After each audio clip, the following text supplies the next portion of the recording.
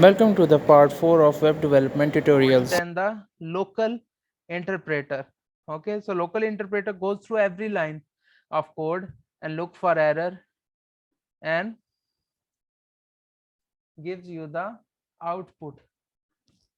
So Apache servers interpreter is faster. It neglects every extra piece of code and focuses on the code that is needed to be processed or needs some execution.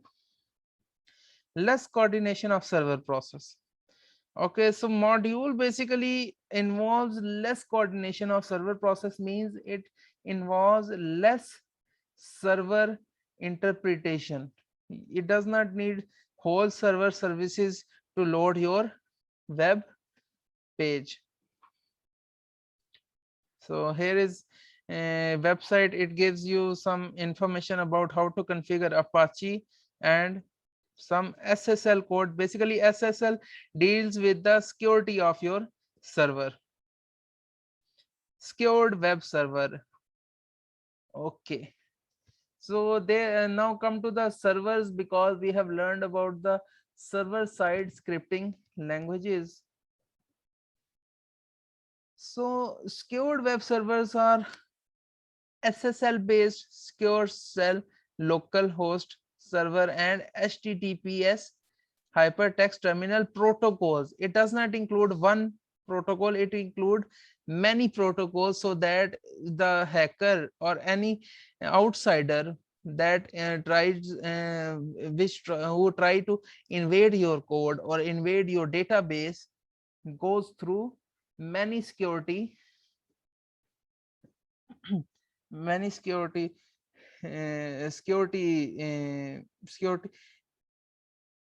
routes to get the information.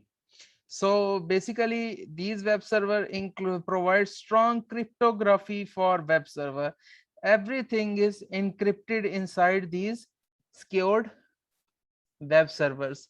It needs more, it have more encryption. It encrypt every single letter inside your code. Okay, so so the hacker have to crack every bit of your code. First the hacker needs to decrypt your code, then then he has to manipulate that code to get into your server's system. Mod SSL is the module for Apache to enable encrypted web connection. So basically when we enable mod SSL, we give more security to our server. It gives more encryption to our code, so that our encrypted code have more encryption and it becomes more secure. Use secured socket layer, SSL, secured socket layer and transport layer security. Secured socket layer is basically port programming code. It is mostly involves network administrators. Okay, so basically the servers are maintained by the, a little bit maintenance can be done by the developer. It is very easy, but the main server can be configured and encrypted by the network administrators. Then they know how to make your server more secured. Okay, so and the transport layer security, transport layer basically is a layer in the network which transports the data from server to client or client to server. So when the data is being transferred, in the pathway, no one can interfere with the data that is being sent to the client or server. There are two categories of cryptographic algorithm: conventional, symmetric, and public key asymmetric. Conventional or symmetric is basically send and receive, sender and receiver shares a key. Conventional is that I want to share something with you, I added a password to it and give that password key to you in a message or some different way, so that only you can open that data. This is basically a conventional way of securing the data. There is a public key or asymmetric. Solve the key exchange issue. So we do not have to solve any key. So we do not have to solve any puzzle to get the key, or it does not have to share key with one another. So basically, public key is that anyone with the knowledge of your code can easily get into your server to access your files. Certificate associate a public key with the real identity of an individual and server. Basically, certificates, when you install some software, it gives you some certificates to whether you agree to that or not. Basically, certificates makes your server or any application that you design, give it more legal priorities or legal authentication, so that it can be processed under the law. Okay, includes the identification and signature of certificate authority that issued the certificate. There is a significant signature of a particular authority that issue that certificate. Without that signature, your application won't run on any system, or there is no one who can manipulate your system or can use your website. Basically, certificate is a form of licensing. Okay, here is an example of certificate. You can see certificate. Here is a detail. Certificate include which version it is using, serial number, signature algorithm. Basically, this is a MD5. It means that is it has MD5 encryption. Issuer is basically superman.web.css.cmu. This is basically the issuing authority that issues that certificate. Valid forms validity is starting date and ending date of this certificate. Subject, this company, and the public key is RSA 1 MB of that code. Okay, now come to the web ISO. Initial sign on and pub cookies. One time authentication process is called web ISO. Basically, it is an authentication process which is only takes one time processing.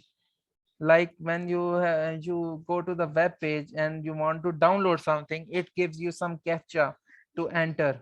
When you enter that captcha, it means that this person want to this person or developer who develops this web page wants to know that either you are a robot or a human. Either this is a robotic operation that gives views to your web page, or this is a real person accessing the website, or this is some hacker's code that tries to invade the website.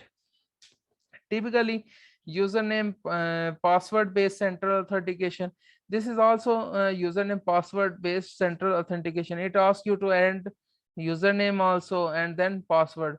It matches the username and password in the database and gives you access if you have entered the right username and password. Use standard web browser. It does not need a special version of a web browser. It just need a web browser. Either this is it is an older version of a browser or the latest version of the browser. Eventually, the session timeout.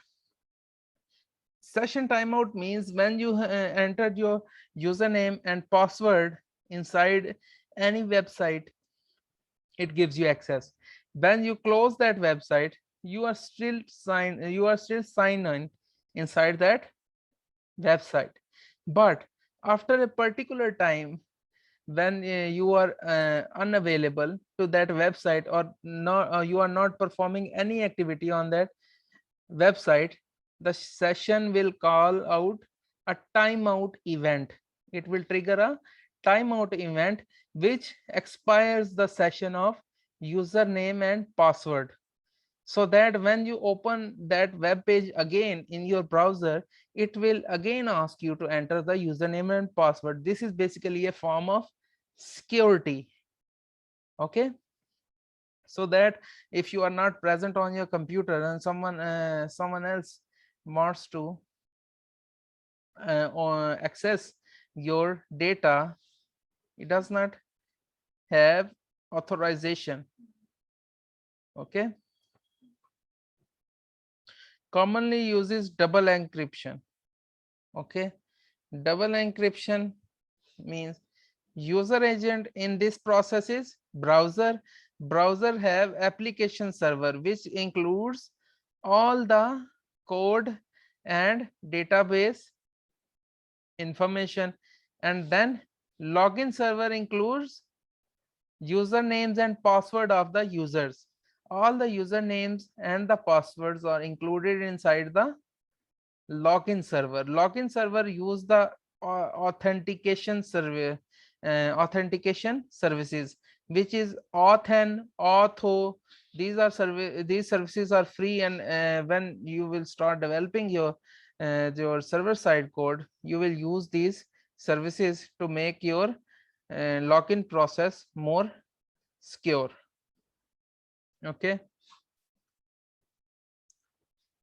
these are also called pub cookies. Main model user agents are web browser. Web browser can be Internet Explorer, Chrome, Opera, okay, or Mozilla. These are the user agents. User can use these applications to use your web application. Okay, web applications are stored in application servers. Okay, then come to the authentication servers here. Kerberos, LDAP, and NIS. These are the services providers. You can use their services to make your login or application server more secure. Examples are included in these. In this web address, you can go to that web address to see these services. Okay, this is the process of your whole authentication process. User agent send request to the application server. Application server first authenticate that information and redirect page to the main index page. Index page is basically main page of the website. Okay, basically I will enter you in the URL bar facebook.com send request to the application server that I want to access Facebook server. I want to access Facebook server on my browser. It will go to that main page location and redirect me to that page, which gives me the home page of Facebook. And on in Facebook, when I will enter my username and password, it send request to the, it will bypass application server and goes to the login server. In login server takes the values in username form, okay, and password form. It takes those values and match that values in the database where the developer will add username and password and give them a unique ID. Okay, it will match those username and password. If username and password matched, then it will send back the login form and you will submit the login form. Login form then go to the authentication services. Authentication services, basically what we do when we design the database, we encrypt our passwords. Okay, when we write a PHP code in form, when I write a form, we have discussed in HTML is used to design a form. Okay, form is basically username and password, and then there is a field where you enter a username and password. This is a type of a form. Okay, it will take I write MD5, and in bracket I will take that information that is added by the user in the password field. Okay, it will encrypt that. When I submit that login form, it send verification request to the auth service. Auth service, basically what it will do, it will decrypt that MD5 code, that MD5 code into the simple password. Okay, and then give me a response. Then give me a response. If my password is matched with the database, then it will redirect me to my profile page. Otherwise, I'll have to enter the password again and then go to the application and then perform the same thing. Okay, when it will give me redirecting page which gives information that my password is authenticated and everything is according to the process and is authenticated and is valid, it will send request to the application server that take me to the username's main page, which will be matched with the unique ID assigned to the username, and it will give back the response to the browser, where I can see my friends, my news feed, my profile picture, my friends feeds, all that.